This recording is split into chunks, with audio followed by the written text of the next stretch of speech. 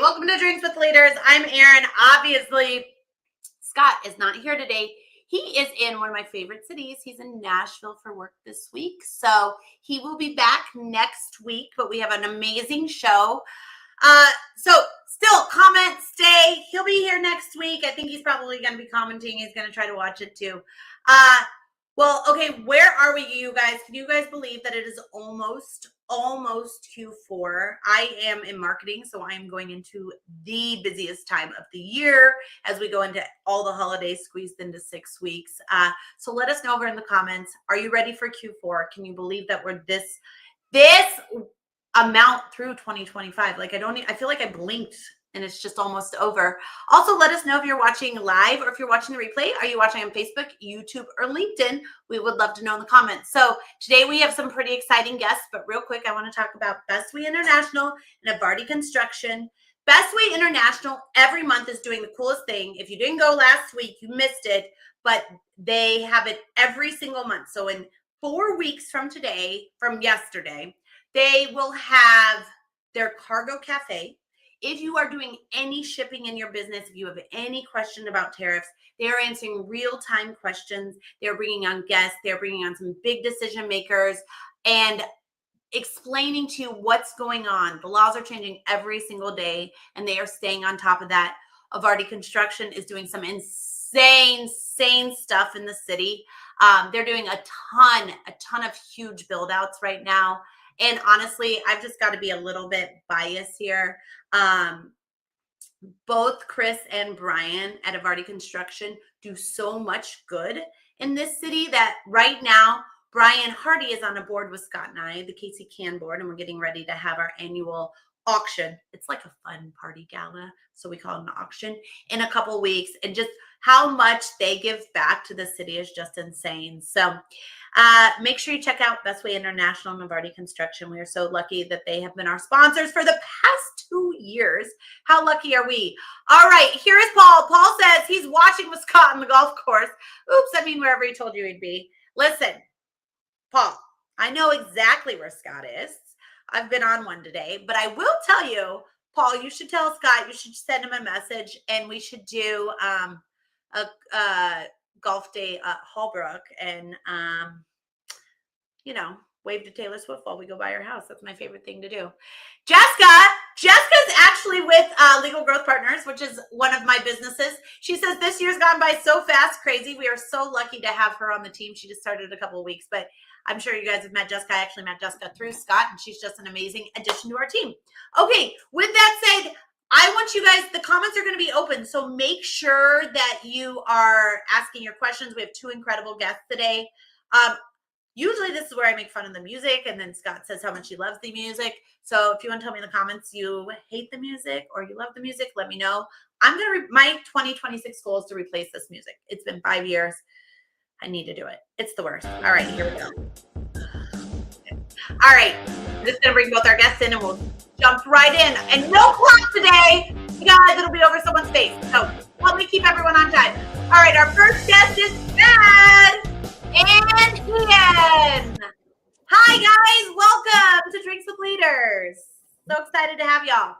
All right, we're just going to jump right into it, but you guys better keep yourselves on time and don't make me cut you off because it gets super awkward, okay? All right, Chad, who are you? What do you do? And how do you get to Kansas City? Yes, my name is Chad Bixler. I'm one of the co-owners of Thrive Capital Health. We help companies save money through, payroll tax incentives. And how I got here was basically when I was 12, my dad moved here because he had a job from IBM. And then I haven't left. So, where did you guys move from? Alexandria, Virginia, actually. So do you have a lot of family back in Virginia? Actually, they're all from here. They're all up north, kind of the Bethany area and Weston area. So actually 75 relatives in Weston alone. So yeah. That means if you go on a pub crawl, you have a lot of places to stay. Yeah, you would think. So okay, so how did you get into your current industry? Me and my business partner, Dr. Dale Pierce, who actually lives down in Texas, we're actually at a trade show at some medical device medical advice thing we were doing, and we ran into Shawn, one of the owners of Project Blue. So we decided to partner with him, and that's kind of how we got into it. It was a kind of a serendipitous kind of moment, and then we talked to him, knew what he was doing, started getting involved with more medical practices. I come from a medical billing background myself. I've been in medical billing and in marketing and medical billing for 20 plus years before this. So, yeah, it was kind of a crazy way how we got paired up with Shawn, but it was actually at a trade show, and we liked what he had and thought we could set up our own agency here in Kansas City. So. Okay, so going from medical billing to entrepreneurship is kind of a big jump. So how did you make that decision? Like, I guess how scary, talk us through that. So it's always been kind of my own business. Before that, I kind of owned the sales and marketing side. So it's basically a sales and marketing company that marketed a medical billing company here in Kansas City for 20 plus years. So that was pretty much right out of college. I did that. I worked at Blockbuster at night and weekends until it took off.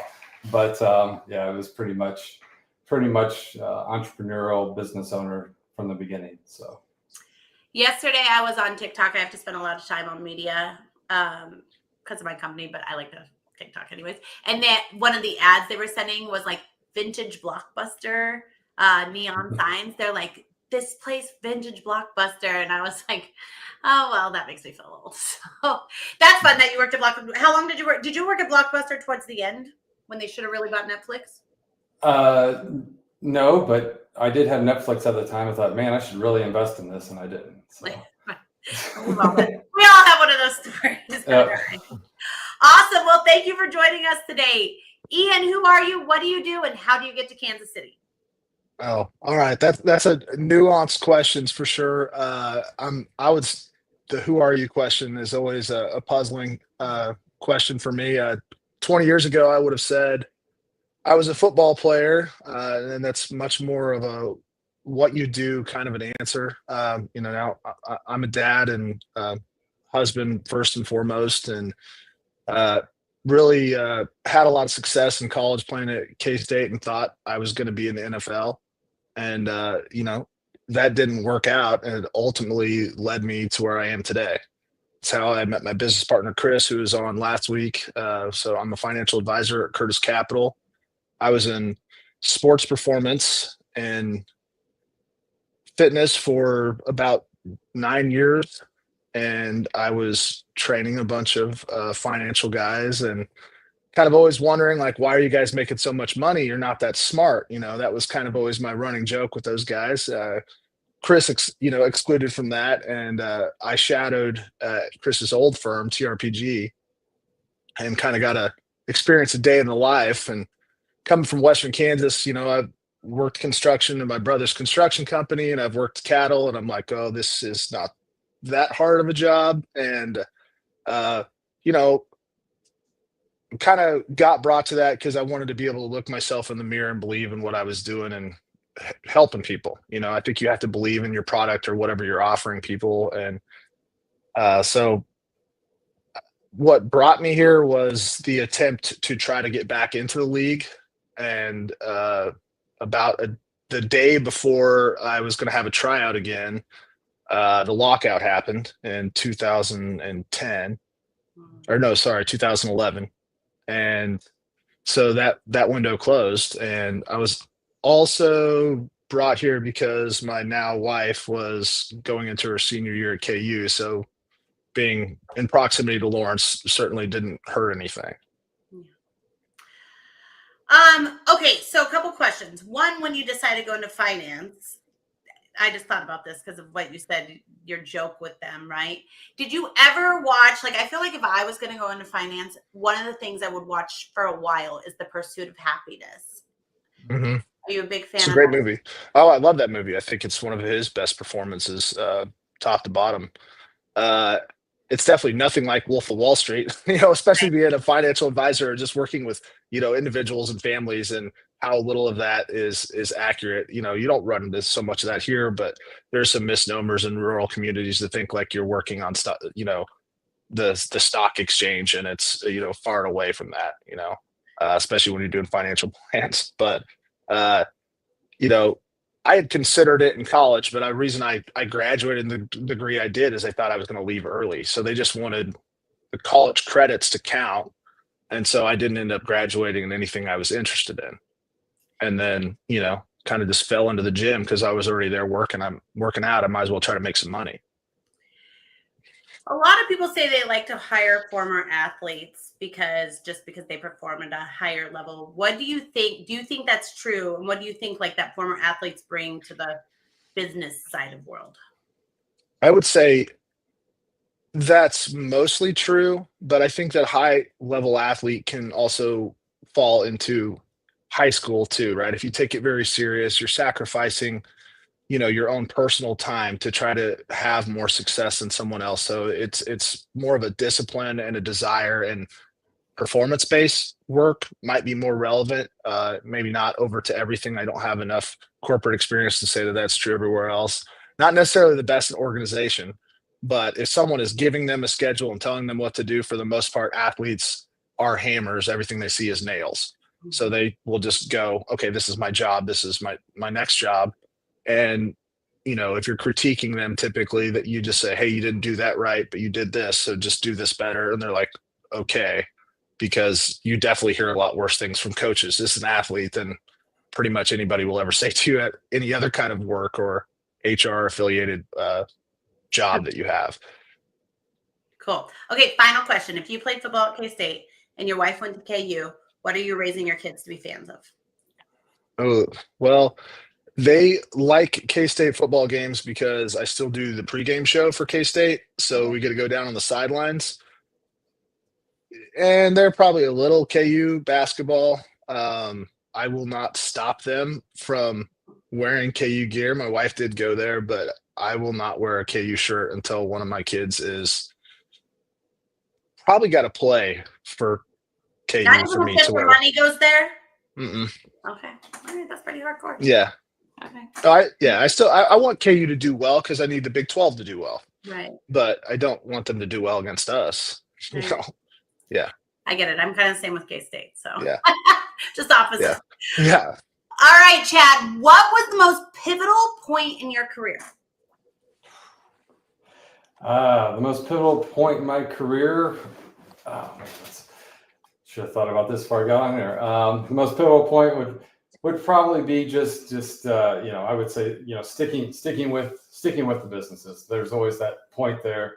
You kind of have that euphoria of being really high, and then you kind of come back to reality, and then just sticking with it on that down curve, I would say, is probably the most pivotal for everybody if they're still doing it. But I would say, just finding the right people and having that, just waiting until you get attracted to the right people to work with the right people to grow your business, I think is key, as opposed to rushing through it or trying to do it too fast or trying to push too hard. I think is probably the most pivotal moment for me, was figuring that out. And I was just trying to do more to get it done, or just work harder to get it done, as opposed to the other way. So once I figured that out. So tell us about a time where you, like, for that to be your most pivotal point, you probably have a time that's in the back of your mind. Tell us about a time where you were like, I really got to stick through this. And like, even though that's not what you wanted to do, and how that changed your trajectory. So, business wise, there's, I think we all can relate to where there's times where you've either, maybe lost a client, or there's that client hanging in the balance where you really want them to get signed up or do business with them because you really think you can help them. But, you might be waiting on someone from HR or someone from a different department on something, and you kind of want it to move quicker. So you maybe call a couple more times than you should, or, whatever the case is. So that would be my thing, is that I've actually called on people. And I still do it. Just last week, I probably sent one too many texts than I probably should to a CFO and things like that. But it's just that point is just staying cool and waiting, being a little bit more waiting on their time. So I'm going to push back on you a little bit because I just did a Okay. video about this today. In 2012, it was 10 to 12 touches for somebody to trust you and decide to work with you and keep you top of mind. In 2020, it was 32. I saw a study today that it starts at 80 now. So not that you should call them 80 times, but 80 Yes. touches. So that might not have been too many texts. Hopefully that puts your mind at. Well, yeah, that 80 touches probably means your LinkedIn post and your all the other. I don't mean like don't they send someone 80 texts, but that's, I mean, even text though. I can't remember text I got this morning, so I probably think you're okay. But there's just so much stuff coming at us now that I think you have to do a little bit more. So I think you're okay. All right, Ian. What's the most pivotal point in your career? It's tough for me to pick one on this because I kind of have two, but professionally, the most pivotal point is about a year and a half ago when Chris, my business partner who was on last week, said he wanted to start a new firm and he only wanted to start it if him and I went in together. And he's one of my best friends and like a big brother to me. And his dad's name is Curtis and my dad's name is Curtis, and they've both passed, and we're called Curtis Capital. So that was very serendipitous. And getting to learn from a guy like Chris, who's had as much experience as he has and has had so many successes, was a monstrous opportunity. And I'm very happy with all we've accomplished since we've been open in May of 24. And then the second one was a little more personal. My son was very sick when he was a month old, my oldest. And he was in the hospital for probably about 5 or 6 weeks. And just seeing him go through all that and come out on the other side and knowing how tough he was just kind of instilled an extra level of resilience and discipline in me of saying, we're going to get through it no matter what. So let me ask you this. Going in, well, I'm glad your son's okay, for sure. Yes, he's fine. He's great now. Yeah. I think any parent that's been through that realizes it's weird when you'd rather it be happening to you, right? And you can't do much about it. Right. With going into business with Chris, that's got to be a lot of pressure when you go into business with someone that's already had a very successful exit, right? So how do you find your voice? And like, I guess, do you have any advice of how you find your voice when you go into business with someone that is more like a mentor who's been through like a whole different level of business than most of us have been through? How do you find your voice and make sure that it is a joint partnership in that space? Well, that's a great question. I think, and we kind of try to live this way in our own business with our clients as well. It's just transparency, right? Radical transparency, whatever you want to call it.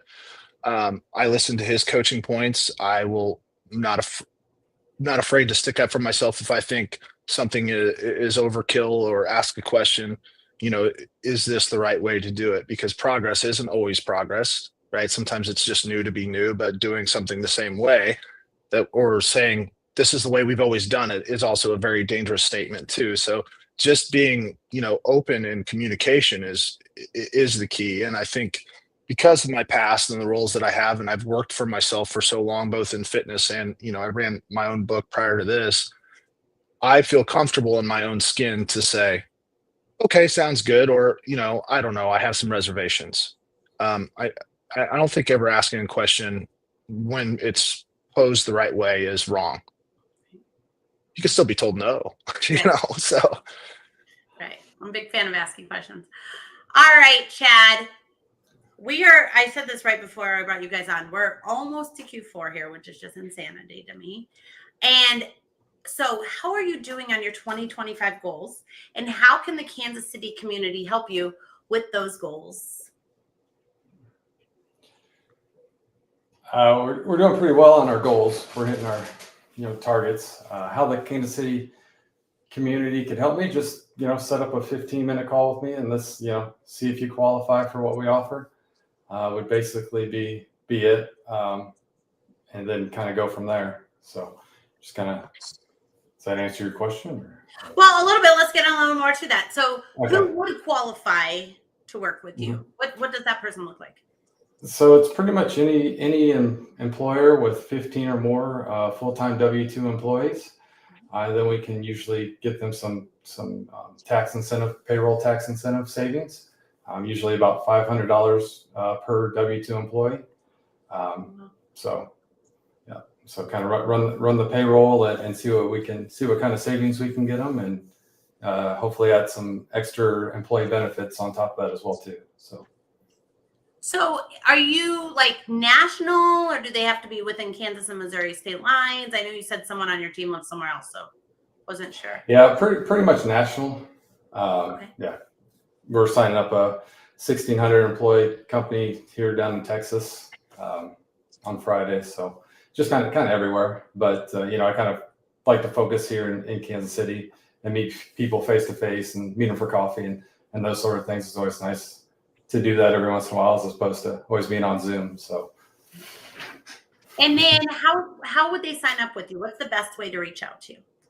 I think the best way right now is through LinkedIn. Just go to my profile. There's a Calendly invite on there as well too, and we can just set up a quick call and just kind of see if we can be partners and see if we can work together and kind of go from there. Just kind of keep it casual to begin with, and then I'm gonna put this up here because I left off. I'm trying to do this while I'm talking to you guys, because we had your partner and you came on for him, so your name isn't associated on marketing, so that people can find you right here. So go find Chad there. Perfect. And just connect with you on LinkedIn. Yeah, I think that's the best way right now. So awesome. All right, Ian, how are your 2025 goals going, and how can the Kansas City community help you?